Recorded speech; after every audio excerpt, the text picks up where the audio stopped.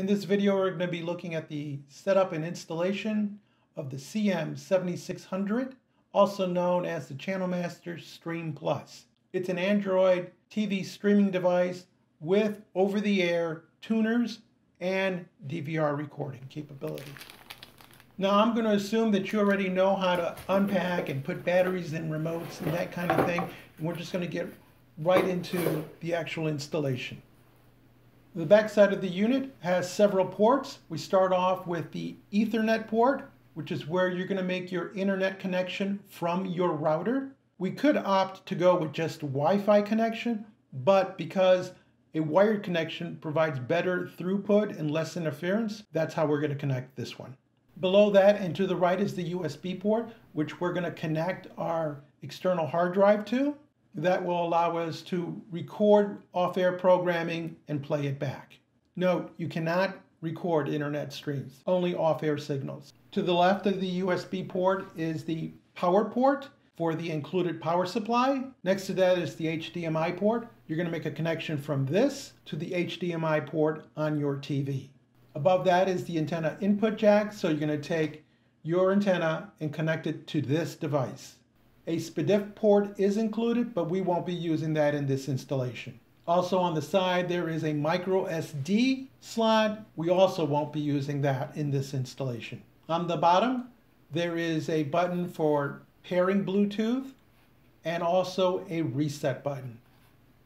Items which are not included with this kit that you'll need are a coaxial cable to provide signal from your antenna, an HDMI port to connect this device to your TV, an Ethernet cable to connect your router to this device, and finally, a USB external hard drive of 2 terabytes or less. Note where you make your HDMI connection on your TV. If your TV has more than one HDMI port, note which one you're plugging into. Set your TV to that. Make sure to wire everything up to your Channel Master Stream Plus. Insert the power cable. The unit will start flashing. The screen should prompt you to pair your remote via Bluetooth. It's just a matter of holding the OK button and the home button simultaneously until the process starts. Once pairing is complete, it'll prompt you for a language. Then it'll ask you if you have an Android phone or tablet that you'd like to set up with this unit. If you answer yes, it'll tell you to go to the Google app so you can pair the two together. It'll give you step-by-step instructions on how to do it and give you a verification code. Here we see that it has connected with my Samsung Galaxy S7. Then you enter a code into your Android device to enable TV remote. Now I can use that device as an additional remote. From that, the device goes into a software update mode. It may shut itself off, at which point you'll need to turn it back on. It will continue checking for further updates. If you have signed in with your Google account, it will acknowledge that and ask you to agree to the terms of service. It may ask you to give permission for your location and to provide usage data to Google to improve Android TV. That's up to you, whether it's a yes or a no. You have to decide whether you allow the TV tuner access to your location. Then we get into the TV tuner setup mode. You provide your zip code because it needs that for the program listing guide. It goes into tuner setup. It scans, displays the available channels. Once that's completed, it will go into a remote control setup mode. This allows you to use the Channel Master remote control to control your TV.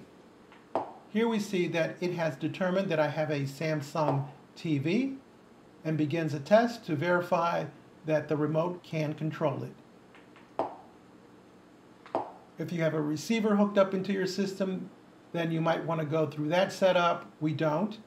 If you have a soundbar connected to your system, you may want to go through that setup. Again, we don't have one, so we're going to skip all those, but it will prompt you through the necessary procedures should you need any of those. It will complete setup.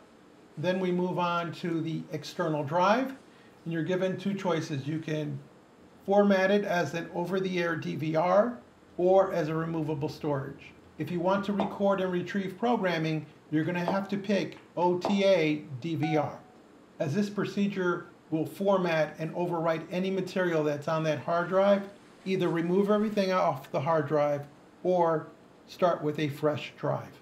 Once formatting is complete, it'll take you to the home screen. From there, you can see recommended apps and channels.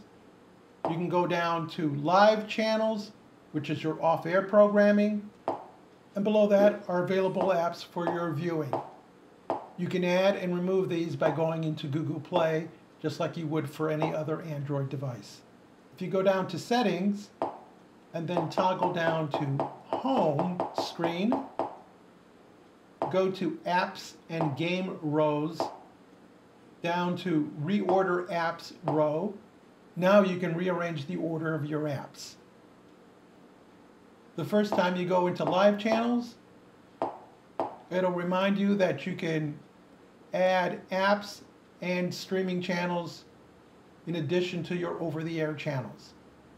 This screen shows us that we have 12 TV tuner channels and only one Google channel, but if we go down to get more sources, we can add a plethora of channels. Many of these are free for the downloading and watching, while others will require some subscription fee. Here's an example of Pluto, which is free to install, free to watch, it's ad supported, and it has both live streaming and on demand. As you can see from the on-screen viewing guide, we can take a couple of off-air channels and expand that out to hundreds of streaming channels, a lot of them for free, all with this one device. If this video was helpful in setting up your Channel Master Stream Plus, leave us a comment, give us a thumbs up, join the subscription team, keep commercials out of the middle of these videos, and as always, thank you so much for watching.